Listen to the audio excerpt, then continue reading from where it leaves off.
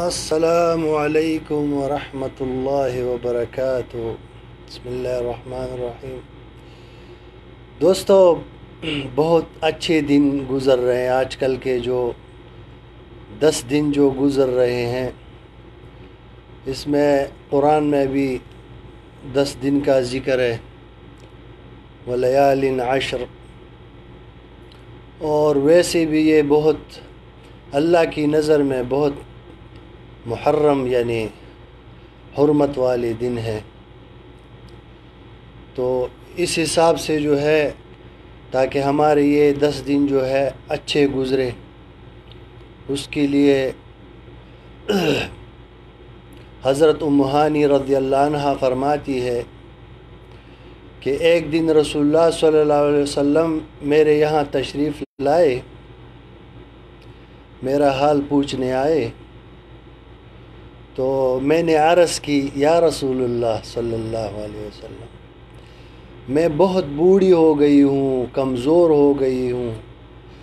اب میرا جسم وہ نہیں رہا کہ میں عبادات کروں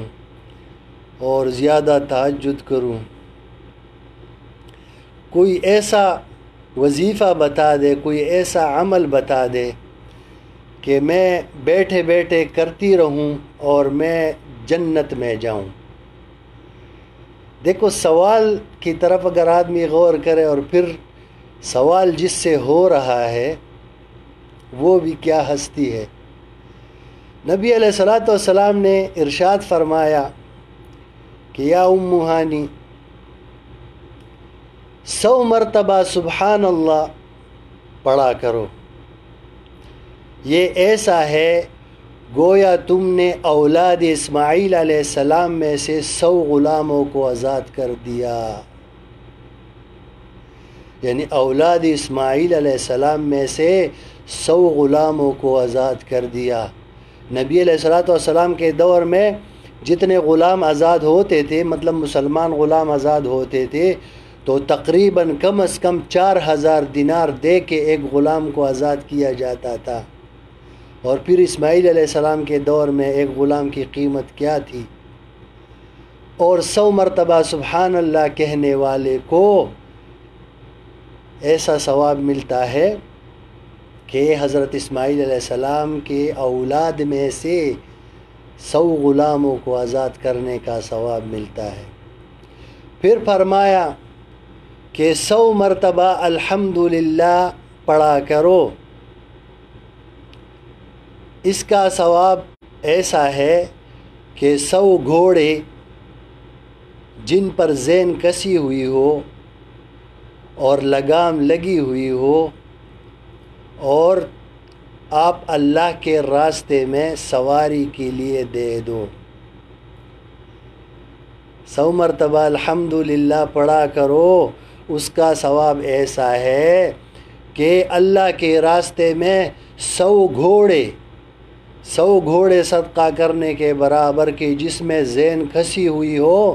لگام لگی ہوئی ہو اور سواری کے لیے بالکل تیار ہو۔ سبحان اللہ۔ پھر فرمایا کہ 100 مرتبہ اللہ اکبر پڑھا کرو، اس کا ثواب ایسا ہے جیسے 100 اونٹوں کو جس میں قربانی کے پٹے ڈلے ہوئے ہو، اور 100 اونٹوں کو مکہ میں ذبح کیا جائے۔ واہ، کیا بات ہے کہ جس میں کوئی محنت بھی نہیں، تھکاوٹ بھی نہیں، ٹائم بھی مطلوب نہیں۔ پھر فرمایا کہ 100 مرتبہ لا الہ الا اللہ پڑھا کرو، اس کا ثواب تو آسمان اور زمین کے درمیان کو ہی بھر دیتا ہے۔ سبحان اللہ۔ یعنی فرمایا اس دن تیرے اس عمل سے بڑھ کر کسی کا عمل نہیں ہوگا، ہاں اس کا ہو سکتا ہے جو تم سے زیادہ یہ کلمات پڑھے، اور یہ کلمہ تو ایسا ہے کہ یہ اپنے کہنے والے کو جنت میں لے جا کے ہی چھوڑتا ہے، یعنی جنت میں لے جائے بغیر یہ کلمہ راضی نہیں ہوتا۔ اپنے کہنے والے کو جو صدق دل سے کلمہ پڑھے اور کلمے کی احکام کو اپنی زندگی کے اندر لائے تو یہ کلمہ جو ہے وہ اپنے کہنے والے کو جنت میں لے جا کے ہی چھوڑتی ہے۔ اور یہ ایسا کلمہ ہے کہ فرمایا کہ اگر ساتوں زمین اور ساتوں آسمان ایک گھیرا بن جائے پھر بھی یہ کلمہ جو ہے اس گھیرے کو توڑ کے عرش تک پہنچنے کی کوشش کرے گا، عرش تک پہنچتا ہے۔ یعنی کوئی کلمہ کہنے والا ہوگا، وہ اپنی عارضی رب تک پہنچانا چاہتا ہے تو وہ پہنچتی رہتی ہے۔ اگر ہم بڑے گناہوں سے خود کو بچائے، اور فرمایا کہ یہ کلمہ پڑھنے والا جو ہے گناہوں کو ختم کرتا ہے۔ تو آج کل کے دن ہمارے گزر رہے چھٹیوں کے دن ہے، اگر ہم کہیں جا نہیں سکتے یا کوئی اور مشغلہ ہمارا ہے، مشغول ہے کسی کام میں، تو 24 گھنٹے ہمارا منہ فارغ رہتا ہے فالتو باتوں سے اور لوگوں کی غیبت سے، دوسروں کے اوپر طنز تنزیہ کرنے سے بہتر ہے کہ ہم اپنا وقت جو ہے کم از کم ذکر میں گزارے تاکہ ہمارا وقت قیمتی ہو جائے۔ دیکھو یہ دنیا امتحان کی جگہ ہے۔ اگر دنیا میں کوئی کہے کہ بھائی یہ ایک بول ہے، برتن ہے، اور وہ برتن گھومتا ہوا تمہارے پاس آتا ہے اور پھر جاتا ہے، آپ کو ٹائم دی جائے کہ اس برتن میں اتنے بول ڈالنے ہیں، اتنے گیند ڈالنے ہیں، اور تمہارے پاس 1 گھنٹے کا ٹائم ہے، تو جب وہ سرکولیشن کرتا ہے اور تمہارے پاس آتا ہے تو ہم کوشش کرتے ہیں کہ ہمارے ہر بار جو ہمارے پاس یہ برتن آتا ہے تو ہم اس میں ضرور ایک گیند ڈالیں گے۔ تو جب ٹائم آخری بچتا ہے تو آدمی جو ہے وہ یعنی دوڑتے دوڑتے بال ڈالنے کی کوشش کرے گا کہ آخری ٹائم ہے اور یہ برتن میرے پاس آخری ٹائم آ رہا ہے، تو جتنے گیند بھروں گا اس کا مجھے انعام ملے گا۔ تو دنیا کی مثال ایسی ہے کہ اس کا محدود وقت ہے، اور اس برتن کو ہمیں خالی نہیں بھیجنا ہے، کوئی نہ کوئی نیکی جو ہے اس میں ڈال دی جائے تو یہ ہمارے لیے وہاں قیامت کے دن انعام بنے گا۔ تو ہمارا جو بھی ٹائم ہے، 1 سیکنڈ 2 سیکنڈ کا ٹائم ہو، تو ہمیں چاہیے کہ ہم اس کو جو ہے اپنے اس میں گزارے، ذکر میں گزارے، اذکار میں گزارے زیادہ تر وقت، اور اس میں کوئی مشقت نہیں ہے، کوئی تھکاوٹ نہیں ہے۔ تو ہم کوشش کریں کہ ہمارا زیادہ تر وقت جو ہے وہ ذکر میں گزرے، ہم کام کریں، ہاتھوں سے کام کریں، منہ فارغ رہتا ہے، کہیں چلنا چاہیں پیروں سے چلتے لیکن منہ فارغ رہتے ہیں۔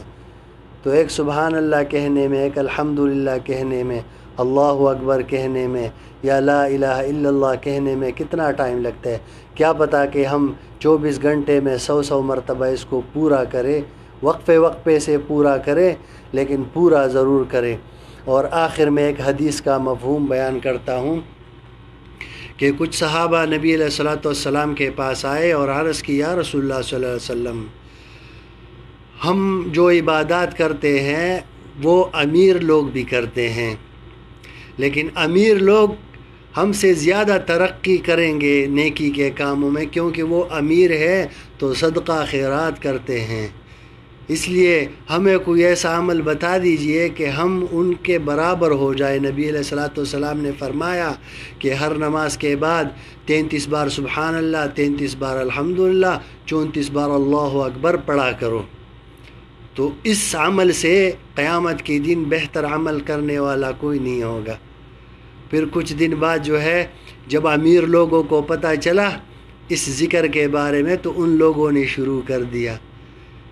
تو دوبارہ جو ہے صحابہ نبی علیہ الصلوۃ والسلام کے پاس آئے اور عرض کیا، یا رسول اللہ، وہ عمل تو امیروں نے بھی شروع کر دیا، اب ہم کیا کریں گے؟ نبی علیہ الصلوۃ والسلام نے فرمایا، یہ تو اللہ کا فضل ہے، بس